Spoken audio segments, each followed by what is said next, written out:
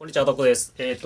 回ですね、MacBook Pro 16インチモデルにですね、グラフィックスカードの新しいオプション、5600M の 8GB が追加されましたので、ちょっとだけ、まだちょっとデータ出てないんですが、予想を含めて、お話ししようかなと思いました。ちょっと高いね。で、今回の、5600M なんですが、こう仕様を見てみると、ユニット数とかね、そのあたりが大幅にアップしてるんで、おそらくまあベンチマーク上とかね、とってももう使用感がわかるぐらいの大幅パワーアップになるんじゃないかと予想されています。高いけどね。おそらくゲームをした時に体感できるぐらいのかなりのアップグレードになるんじゃないかと予想されています。で、ユニット数だけ見てみると、RX5700、5700XT デスクトップバージョンと、マッチする商品になっていますが、特徴的な違いは 5700XT が、採用しているのが GDDR に対して今回は HMB2 規格の、メモリが採用されるということになっています。モバイルマン向けの、グラフィックスということで最大周波数ね、ここがかなり抑えられているということと、メモリに関しても、HBM2 を採用することによってかなりね、トゥースタックで頑張ってるんですが、若干ですが GDDR を採用した、5700XT に劣ってしまうでしょう。5300M と 5500M からアップグレードしたにもかかわらず、はるかに能力自体は上がってるんですが、消費電力が 50W 設計ということなので、性能自体はかなり上がってるんですが、おそらく消費電力とか発熱とかもかなり抑えられるんじゃないかということで、かなりいい感じに仕上がってますね。メモリの HBM 規格と DDR 規格は、ちょ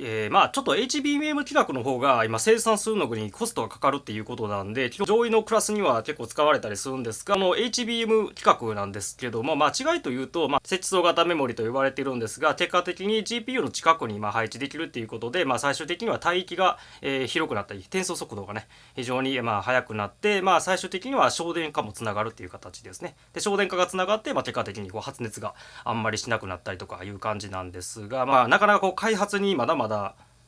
金額がかかるということなんで、なかなか高価なものになってしまっているので普及していないという形ですね。今回 5500M、5300M と 5500M が、今まで通りなんですけども、今回 5600M だけが、HBM2 規格っていう形なんですけど、メモリの部分だけ見てみると確か規格上はめっちゃ速くなりますが、これはチップが速くなるというわけではなくて、メモリだけを速くした場合って今までのこのグラフィックスカードのベンチマーク比較とか見てみても、これはもうものによってはあんまり変わらなかったりしますね。例えば GDDR 規格で言うと、この5から6に変わった時に、メモリの規格だけでどれだけゲーム性能が変わるかなっていう、数値上はかなり大きく変わるっていう風に設計されてたんですが、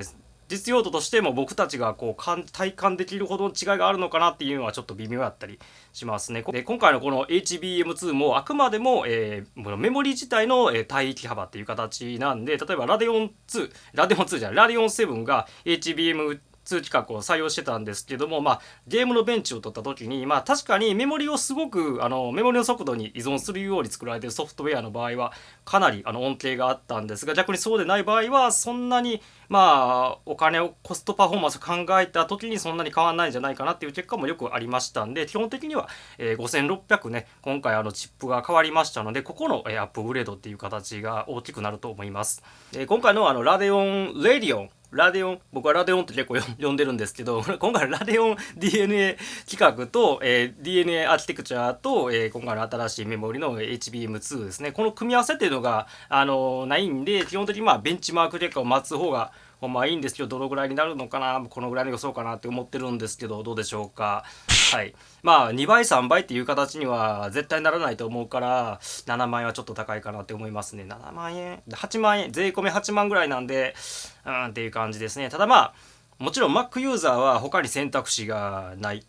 このグラフィックスカードはもう最強であることは間違いがないんで、今、プロフェッショナルに仕事で使ってて、グラフィックスの部分、で